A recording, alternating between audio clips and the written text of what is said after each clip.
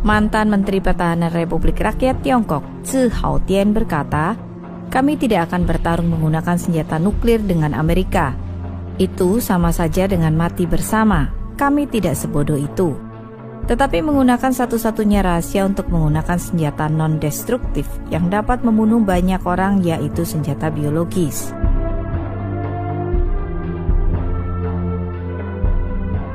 Apakah virus corona Wuhan adalah senjata biologis? Jika demikian, siapa yang membuatnya?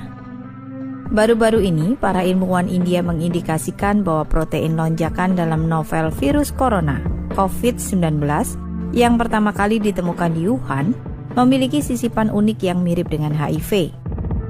Ilmuwan peneliti asal India, Anand Ranganathan, mentweet, "Ya Tuhan, ilmuwan India baru saja menemukan insersi mirip virus HIV/AIDS pada virus nCoV 2019 yang tidak ditemukan dalam virus corona lain." Mereka mengisyaratkan kemungkinan bahwa virus corona Wuhan ini adalah dirancang tidak kebetulan. Jika benar, itu akan sangat mengerikan. Media AS mencurigai COVID-19 adalah senjata biologis paling mematikan yang dikembangkan oleh Partai Komunis Tiongkok PKT. Tetapi jauh sebelum para ilmuwan India menerbitkan makalah mereka, Zerohead, sebuah situs web keuangan berbasis AS, menerbitkan sebuah artikel yang menyatakan bahwa melalui spionase teknologi, PKT telah mencuri virus corona baru dari proyek penelitian Kanada dan bermaksud menggunakannya untuk pengembangan senjata biologis. Laboratorium Wuhan, BSL-4, kebetulan adalah salah satu lembaga PKT yang terlibat dalam senjata biologis R&D. Dengan demikian, pandemi Wuhan mungkin telah bocor dari lab ini. Situs web militer utama PKT mengakui bahwa virus corona Wuhan adalah buatan manusia, tetapi telah melontarkan tuduhan bahwa virus itu direkayasa oleh Amerika Serikat. Pada tanggal 26 Januari, Silu.com, sebuah situs web militer PKT, menerbitkan sebuah artikel berjudul 4 protein utama yang diganti dalam COVID-19 ditujukan untuk hanya menginfeksi orang Tiongkok. Artikel ini mengakui bahwa COVID-19 adalah buatan manusia dan sangat mirip dengan virus SARS. Inilah informasi utama. 4 protein utama dalam COVID-19 diganti. Mengapa? Nomor 1, untuk menutupi COVID-19 sebagai virus SARS. Ini akan menipu petugas medis untuk merawat pasien COVID-19 sebagai pasien SARS, dan untuk mengadopsi tindakan pencegahan yang mereka gunakan selama wabah SARS. Ini dimaksudkan untuk menyesatkan mereka. Nomor 2, ini memberikan COVID-19 penularan yang sangat tinggi dari manusia ke manusia, sehingga ia akan menyebar dengan cepat. Siapapun yang berada di belakang rekayasa hayati virus ini sama sekali tidak menghiraukan nyawa manusia. Mungkinkah virus alami dari kelelawar atau tikus bambu benar-benar menjadi sangat mematikan?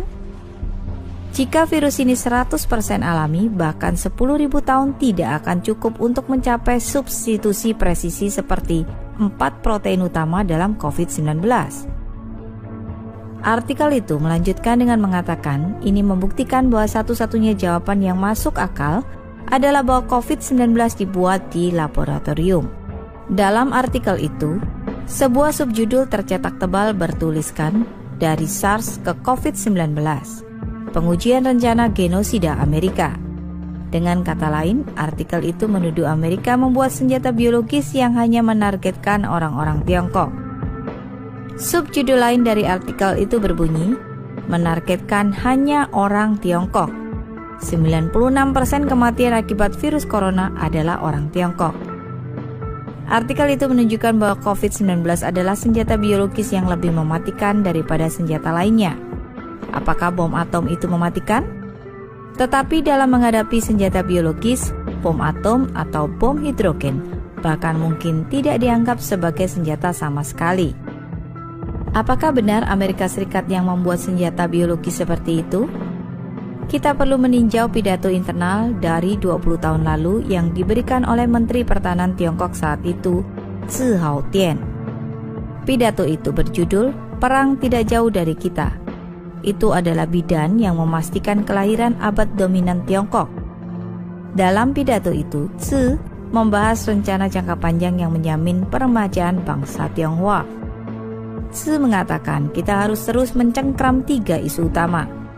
Pertama, masalah ruang hidup yang dihadapi Tiongkok karena populasi berlebihan yang serius dan lingkungannya yang memburuk. Dengan demikian, ini mengarah pada masalah kedua. PKT harus mendidik orang-orang Tiongkok untuk go global. Dengan ini, Tzu berarti menaklukkan wilayah baru dan membangun Tiongkok kedua melalui kolonialisme. Dan akhirnya masalah ketiga dan yang paling kritis, masalah bagaimana berurusan dengan Amerika Serikat. Tzu memperingatkan para pendengarnya. Ini tampaknya mengejutkan, tetapi logikanya sangat sederhana. Ada bentrokan mendasar antara Tiongkok dan kepentingan strategis Barat. Dengan demikian, Amerika tidak akan pernah membiarkan Tiongkok mengambil alih negara lain dan membangun negara Tiongkok kedua. Amerika akan menghalanginya. Tzu melanjutkan penjelasannya. Apakah Amerika akan mengizinkan kita untuk mengglobal dan menguasai ruang hidup baru? Jika Amerika bertekad untuk menghentikan kita, maka akan sulit bagi kita untuk mengadopsi strategi apapun yang berarti melawan Taiwan, Vietnam, India, dan bahkan Jepang. Jadi, berapa banyak wilayah baru yang sangat berarti yang dapat diharapkan untuk kita taklukkan? Sederhana saja, hanya negara-negara dengan wilayah luas seperti Amerika Serikat, Kanada, dan Australia yang dapat memenuhi kebutuhan kolonialisasi skala besar kita. Tzu Haotian berkata, kami tidak akan bertarung menggunakan senjata nuklir dengan Amerika. Itu sama saja dengan mati bersama. Kami tidak sebodoh itu. Tetapi menggunakan satu-satunya rahasia untuk menggunakan senjata non-destruktif yang dapat membunuh banyak orang, yaitu senjata biologis. Tzu kemudian menambahkan, tentu saja kami belum melakukan apa-apa. Dalam beberapa tahun terakhir ini, kami telah mengambil kesempatan untuk mendapatkan senjata seperti itu. Partai Komunis Tiongkok PKT percaya senjata biologis sangat penting untuk mengalahkan Amerika Serikat. Tzu menghubungkannya dengan Deng Xiaoping, yang memprioritaskan senjata biologis sebagai senjata paling penting.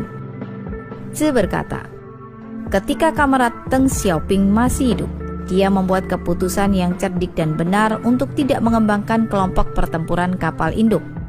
Sebagai gantinya, kita akan fokus pada pengembangan senjata biologis yang memusnahkan populasi musuh kita. Meskipun sulit dipercaya, tetapi Tzu melihat dirinya sebagai seorang komunis kemanusiaan. Dia mengakui bahwa dia merasa bertentangan dengan hal ini. Kadang-kadang saya berpikir tentang betapa kejamnya bagi Tiongkok dan Amerika untuk menjadi musuh, kata Tzu. Bagaimanapun, Tzu mengakui bahwa Amerika membantu Tiongkok selama Perang Dunia II. Orang-orang Tiongkok ingat bagaimana Amerika membantu kami melawan imperialisme Jepang. Tetapi semua itu tidak lagi penting sekarang. Dalam jangka panjang, pertempuran antara Tiongkok dan Amerika adalah satu pertempuran yang hanya satu dari kami yang menjadi pemenang. Tetapi Amerika adalah negara paling sukses di dunia saat ini. Hanya ketika kita telah berhasil mempelajari segala sesuatu yang bermanfaat dari Amerika, kita berharap untuk bisa mendudukinya di masa depan. Kita tidak boleh lupa apa yang telah diajarkan oleh peradaban kita di masa lalu berkali-kali. Tidak mungkin ada 2 harimau yang mendominasi gunung yang sama. Jadi kita harus membuat persiapan untuk 2 kemungkinan hasil.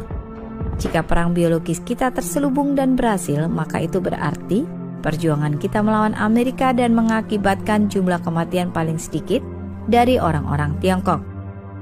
Tetapi jika perang biologis gagal dan Amerika menanggapi dengan pembalasan nuklir, maka lebih dari setengah populasi Tiongkok kemungkinan akan binasa. Jadi kita harus memastikan bahwa kota-kota Tiongkok berukuran besar dan menengah dilengkapi dengan pelindung radioaktif. Namun untuk masa depan partai, negara, dan bangsa, kita harus maju dengan berani. Tidak peduli seberapa sulitnya hal itu, tidak peduli seberapa besar pengorbanan yang akan terjadi. Bahkan jika kita kehilangan lebih dari setengah populasi, ia dapat diregenerasi. Tetapi begitu Partai Komunis runtuh, semuanya akan berakhir selamanya. Sekarang setelah mengatakan itu, beberapa dari Anda mungkin bertanya-tanya, bagaimana dengan sesama rekan kita di Amerika? Ada beberapa juta dari mereka. Mereka mengatakan, bukankah Anda mengatakan orang-orang Tiongkok tidak akan membantai jenis mereka sendiri? Terhadap hal ini, Tzu berkata, rekan-rekan ini terlalu keras kepala dan tidak terlalu peduli pada kepraktisan. Jika kita bersikeras bahwa orang-orang Tiongkok tidak boleh membantai jenis mereka sendiri, bagaimana kita bisa membebaskan Tiongkok? Selain itu, kebanyakan orang Amerika keturunan Tionghoa menjadi beban bagi kita, dalam arti bahwa mereka telah tenggelam dalam pemikiran bourgeois dan liberal, dan mereka kurang menerima kepemimpinan partai kita. Jika mereka ingin selamat dalam peperangan, nanti kita harus melancarkan kampanye politik untuk menghadapinya dan mengubahnya. Jangan lupa, ketika kita mengalahkan kaum nasionalis Tiongkok Kuomintang dan membebaskan daratan Tiongkok, begitu banyak kaum bourgeois dan intelektual menyambut dan mendukung kita. Meskipun demikian, nantinya kita masih harus membersihkan dan mengubahnya melalui kampanye anti-revolusioner dan anti-kanan. Beberapa sifat alami orang-orang ini tersembunyi sangat dalam. Kami harus mengungkapkan siapa mereka sebenarnya melalui revolusi budaya. Ideologi Barat telah mendominasi dunia. Pemuda-pemuda kita telah dipengaruhi oleh pemikiran Barat tentang penghormatan terhadap kemanusiaan dan hak asasi manusia. Jadi kita tidak tahu pasti apakah orang-orang kita mendukung kita. Jika mereka menentang kita membersihkan Amerika, maka kita pasti harus melakukan langkah-langkah untuk menghadapinya. Karena itu, semua orang mungkin mengerti mengapa kita baru-baru ini memutuskan untuk lebih mempromosikan ateisme.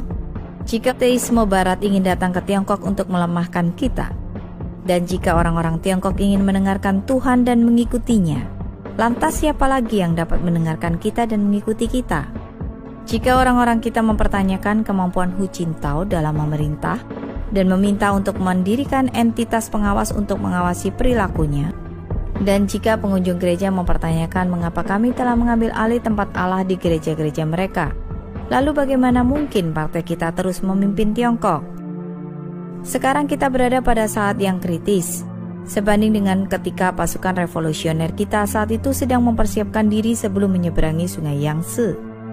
Tetapi selama kita fokus pada hal yang paling mendasar, yaitu mempersiapkan perjuangan militer, Komite Sentral percaya jika kita dapat menyelesaikan masalah Amerika, semua masalah dalam negeri kita juga akan dapat terselesaikan dengan mudah.